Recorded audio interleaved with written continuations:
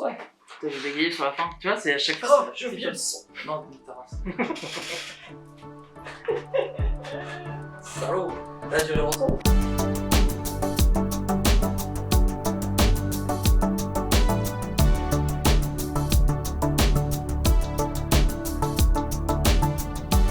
Salut à tous, on se retrouve aujourd'hui pour une nouvelle vidéo sur la chaîne Vikingame. Aujourd'hui on va parler de ma collection. Comme vous savez, je suis un collectionneur de Pikachu et j'en ai plutôt pas mal. Donc, je vais vous montrer un petit peu les Pikachu que j'ai en carte, à savoir que j'en ai en gradé PCA, en PSA, j'en ai d'autres qui doivent arriver dans les jours à venir. J'ai des cartes en italien, en polonais, en japonais, en français et en anglais. Donc j'essaie d'en avoir un maximum et dans toutes les langues possibles. Avoir des doubles ça me dérange pas du moment que c'est des doubles d'une langue différente. Donc on va commencer sur les gradés que je vais avoir aujourd'hui. Alors j'ai le Pikachu World en polonais, donc PSA. Je vais également avoir celui-ci en japonais et un Tops. Donc le Tops qui est vraiment sympa que j'avais eu récemment sur un groupe Facebook où je suis. J'étais bien content de l'avoir parce que c'est vrai que c'est pas tous les jours qu'on les voit dans un état comme ça. Le petit bijou de la collection, c'est une carte que j'ai eue l'année dernière en janvier 2020. Donc c'est cette année, mais bon c'est en début d'année. Le petit Pikachu Munch, donc vraiment, mais ça c'est le petit bijou de la collection. PCA 9, donc ça a sa petite cote actuellement. À savoir qu'en PCA, en non PCA mais en Munch, j'ai également le Psychoquack, le Evoli et le Brindibou, que j'espère un jour peut-être faire grader, en espérant les ramener avec des très belles notes. Donc c'est vrai que c'est des cartes qui ont un petit peu de valeur aujourd'hui, qui n'étaient pas très cotées en début d'année, mais qui aujourd'hui ont leur valeur. J'ai également ce petit raid Pikachu en japonais. Donc ça c'est vraiment des cartes que j'aime beaucoup. C'est les premières PSA, PCA que j'ai, et elles me tiennent à cœur de vraiment dans ma collection, elles ont une petite place particulière. Je vais vous parler ensuite des autres cartes Pikachu de ma collection. Je vais avoir ce joli anniversaire de Pikachu en italien, à défaut de l'avoir en français ou en anglais, ou même en japonais. Je l'ai en italien. Bon, c'est un bon début pour une carte qui vaut un petit peu d'argent quand même. Alors ça, c'est une petite carte qui a une place, enfin c'est même pas une carte, c'est un petit objet qui a une petite place particulière. C'est Pikachu en pellicule du premier film si je me trompe pas. Donc vraiment pareil, c'est un objet que j'ai eu sur un groupe Facebook. Donc un petit objet qui a une petite place particulière dans la collection.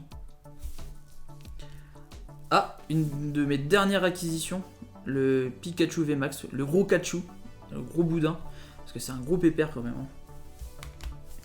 Donc là pareil, des cartes un peu plus récentes. Le Pikachu de Soleil et Lune, la 12e. Donc en japonais et en français, vraiment des cartes vraiment très sympas. Du Pikachu que j'ai eu récemment, donc qui viennent directement du Japon. Tout ça c'est des achats directs du Japon. Donc ça fait vraiment plaisir d'avoir ces belles cartes là, qui sont pas faciles à trouver en France mine de rien. Alors on continue sur les Pikachu. Pikachu avec toute la famille, le Pikachu. Encore du Pika, toujours du Pika, du Gym. C'est vrai que les Pikachu, j'en ai un bon paquet. Bon là, Pikachu. Et là, on passe sur les anciennes Pikachu qui sont vraiment très sympas. Mais c'est vrai que c'est des cartes que si je les trouve en gradé, je les troque 1000 fois contre les gradés. Tellement plus sympa et plus collectionnable et mieux mise en avant dans ma vitrine Pikachu, que je présenterai pas parce que pour le moment j'ai pas la place de mettre toutes les cartes. Pourquoi ? Parce que je manque de petits supports qu'on vient de créer avec mon ami Nicolas qui est à côté de moi. Donc mauvais exemple, t'as vu. Donc ça permet de garder la...